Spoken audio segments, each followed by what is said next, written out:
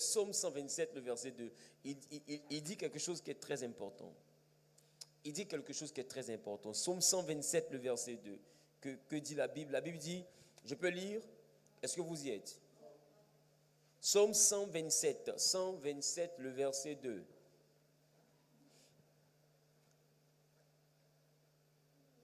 C'est ça? Vous regardez. Dieu dit ici, en Genèse, on a dit, c'est à force de sueur, c'est ça? C'est à la sueur de ton front que tu mangeras ton pain. D'accord? Maintenant, dans le psaume 127, le verset 2, la Bible dit, en vain vous vous levez le matin, vous vous couchez tard, et vous mangez le pain de la douleur, le pain qu'il a dit en Genèse, là, le pain que tu as à la partie de la sueur du front. Il dit, c'est en vain vous mangez ce pain-là. Et il continue, il dit, c'est-à-dire Dieu, il en donne autant à ses bien-aimés pendant leur sommeil. Ça veut dire qu'il y a des gens qui sont sur la terre, mais qui vivent comme dans le jardin d'Éden. Eux, ils dorment, et le ciel se charge du reste. Ça vous dit que... C'est pour dire que depuis qu'on a quitté le jardin d'Éden et qu'on a atteint le premier seuil de la pauvreté, il y en a parmi nous qui vivent comme au jardin d'Éden. Quelqu'un demande, pasteur, comment est-ce qu'on vivait au jardin d'Éden? Au jardin d'Éden, la Bible dit, le jardin lui seul produisait. On n'avait pas besoin de planter. Les arbres produisaient d'eux-mêmes. Donc l'homme ne faisait qu'entretenir le jardin, il ne faisait qu'être l'administrateur de toute cette production. Donc il était le grand gestionnaire de tout ce que le jardin produisait. Donc il ne travaillait pas pour faire produire. Il entretenait et il répartissait, il gérait les productions. Qui comprend ce que je suis en train de dire? Maintenant, quand l'homme est chassé du jardin, Dieu l'envoie dans un endroit et Dieu dit la terre, le sol est maudit à cause de toi. Il ne produira plus de richesse de lui-même, mais désormais pour qu'il produise, tu vas travailler. Directement, Dieu vient d'ajouter le travail. C'est maintenant que le travail vient d'exister. Sinon, avant ça, l'homme vivait sans travail.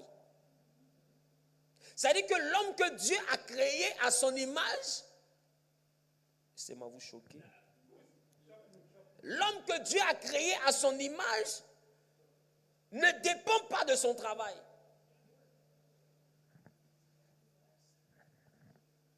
Et quand je dis ne dépend pas de son travail, laissez-moi aller au bout de ma pensée. L'homme que Dieu a créé à son image est un homme qui, logiquement, quand on dépend de son travail, si jamais on a planté un noyau, normalement, on doit s'attendre à avoir un manguier quand on dépend de son travail. Si on a planté sur 1 hectare, que normalement ça donne 2 tonnes, l'homme qui dépend de son travail récoltera 2 tonnes. Mais l'homme qui ne dépend pas de son travail, mais qui est un homme béni par Dieu, lui ne récolte pas 2 tonnes. La Bible dit qu'il peut aller jusqu'à récolter 200 tonnes. Donc, vous voyez que sa récolte n'est plus proportionnelle à son travail. Il travaille petit, mais il récolte beaucoup. Et si tu veux comprendre, tu peux comprendre avec moi si tu voyages encore dans le livre de Genèse, chapitre 26, le verset 12. Mais laissez-moi aller d'abord encore dans mon verset. Il dit, il en donne à ses bien-aimés pendant leur sommeil. C'est-à-dire qu'il y a des gens qui sont en train de dormir.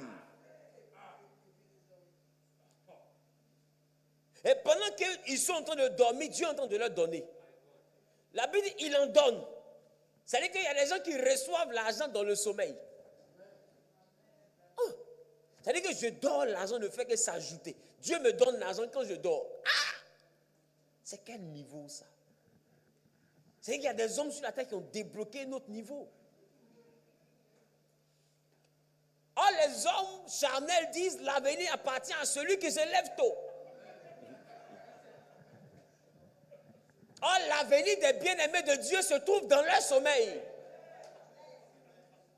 Quel paradoxe entre le monde de Dieu et le monde des hommes. Et c'est parce que les gens avaient du mal à comprendre le monde de Dieu qu'ils ont appelé 5 pains et 2 poissons, on n'a que. Parce qu'ils avaient du mal à comprendre la réalité de Dieu.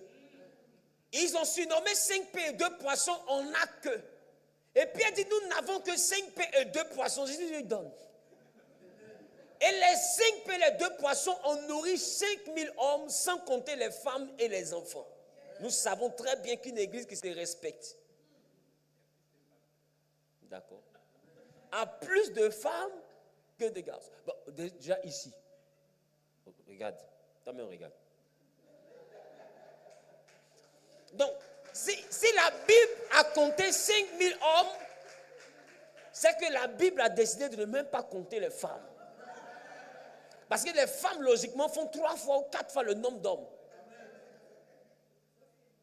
Surtout quand on parle de miracle.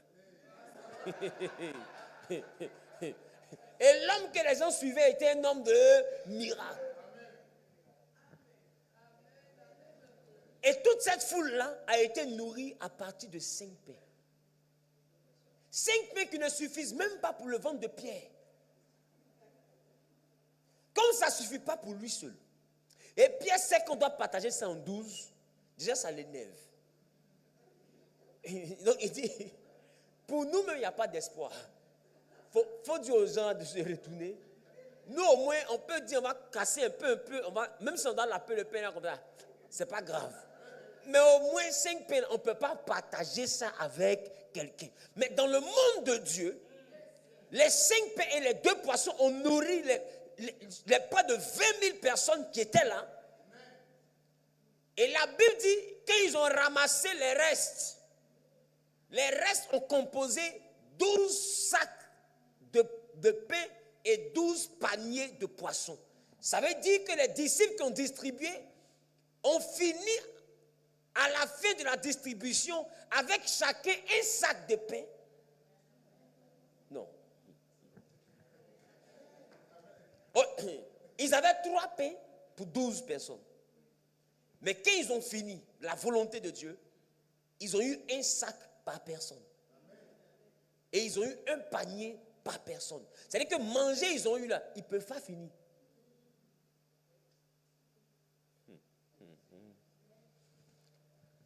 Le monde de Dieu n'est pas celui des humains.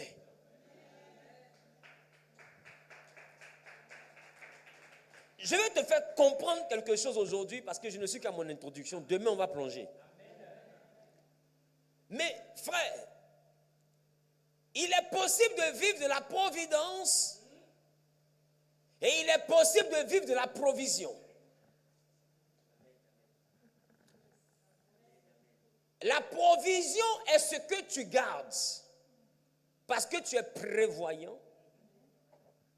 Ta prévoyance te donne d'avoir dans ta maison des provisions. Quand on dit chaque fin de mois, je suis allé faire les courses, je suis allé approvisionner. Donc, je fais des réserves. Parce que je suis prévoyant, alors je fais des réserves qu'on appelle quoi? La provision. Je m'approvisionne parce que je suis prévoyant. C'est ça, non? Mais l'approvisionnement vient du raisonnement des hommes. Les hommes fonctionnent sur la provision, mais Dieu fonctionne sur la providence. La providence n'est pas ce que tu allais réserver au supermarché pour mettre dans ton congélateur pour faire le mois. La providence, c'est ce qui vient du ciel pour toi chaque jour. Le pain qui vient d'en haut. Et remarquez à des moments, vos providences vous jouent des tours. Vos provisions plutôt vous jouent des tours. Et la provision vient en renfort. La providence vient en renfort. Ta provision vient à partir de ton salaire. Mais une fois ton salaire même n'atteint pas la fin du mois. Et le ciel vient en renfort. Ma question, quand ton salaire pour lequel tu as travaillé, c'est limité au 15, c'est quel salaire qui est allé jusqu'au 30? Non, attends. Ce qui t'a fait tenir jusqu'au 30 là, bah justement ça vient d'où? Ça vient d'imprévus. Telle personne te vend, on te donne l'argent. Tu as telle petite opportunité ici. Tu as telle rencontre ici.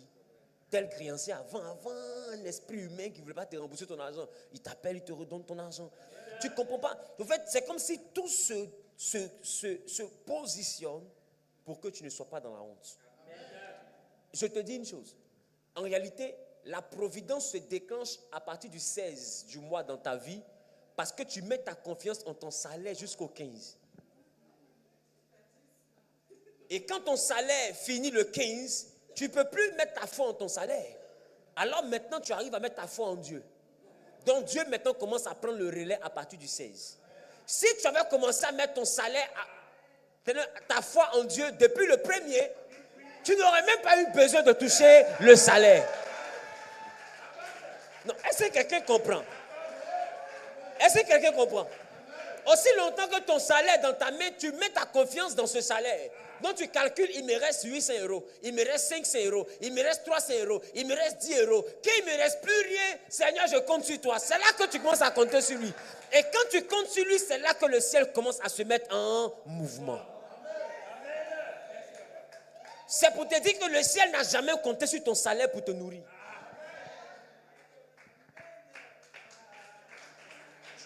Je ne sais